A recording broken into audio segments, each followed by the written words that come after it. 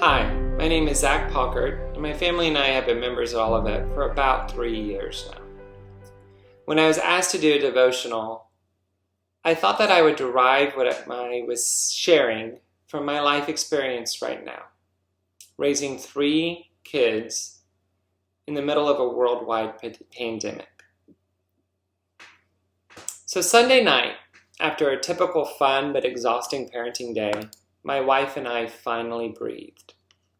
We had just gotten our 2 younger children to bed and were ourselves trying to enjoy a moment of respite. That peace was interrupted by our middle child, Austin, coming down. His face was tear-soaked and weary. You could tell he had been in his room, distraught about something. I picked him up and tried to console my 9-year-old. To be honest, my first thought was, how can I quickly resolve whatever is going on so that my restful peace may be restored? As Martina and I carried him upstairs, we began to quickly peel what could be wrong. Austin simply said, "I have been crying in my pillow because I lost a book." I thought there has to be something more to this.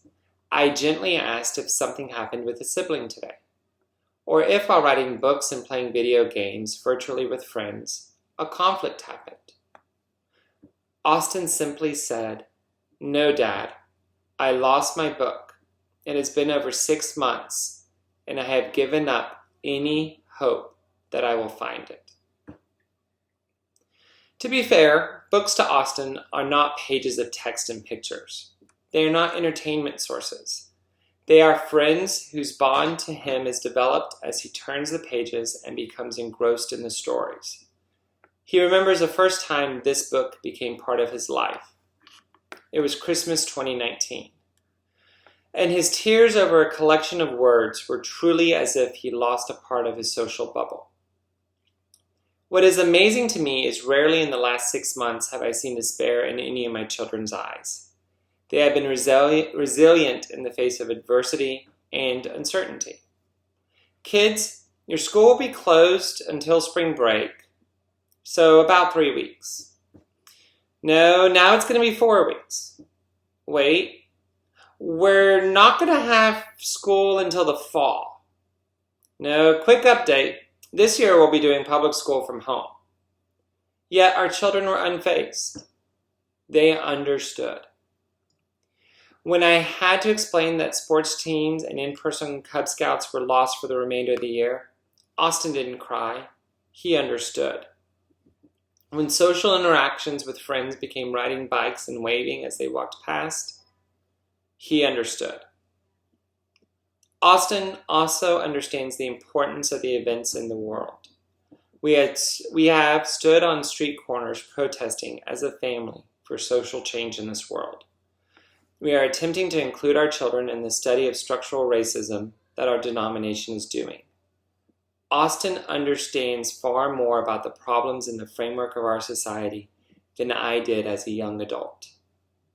In the face of these challenges, Austin has never broken down. He has understood. The weight of the world in the pandemic came crashing down on my son Sunday night. One of his most prized possessions in the world, a literary friend, was lost.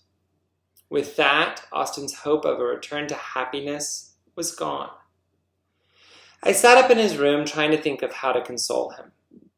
All I could think about was not that God says everything will be okay, but instead, in Isaiah 41:10, God says, "Do not be afraid, for I am with you. Do not be discouraged, for I am your God. I will strengthen you and help you." In the midst of this current world, so many times I have hoped that everything would become easier. We have endured loss and disruption, so much in a short time. Our minds have shifted from celebration to survival. Conversations are not closed with, "Can't wait to see you again." We now say, "Be safe." At times, we seem to be on the verge of losing hope. I can only handle so much before I will break down at the loss. It's easy to shout to the heavens, "Where are you, God?"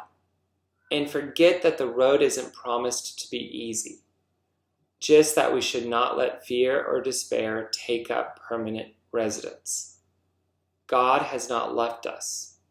God is there for us. What a wonderful message we can bring into this world. With the storm clouds circling around, don't lose hope, because as Isaiah says, God will not leave us. God is always there. So Monday morning, I woke Austin up. As usual, we started the morning with a hug. Then he gently whispered into my ear, "Dad, I am still really sad about my book, but I have hope that it will be okay."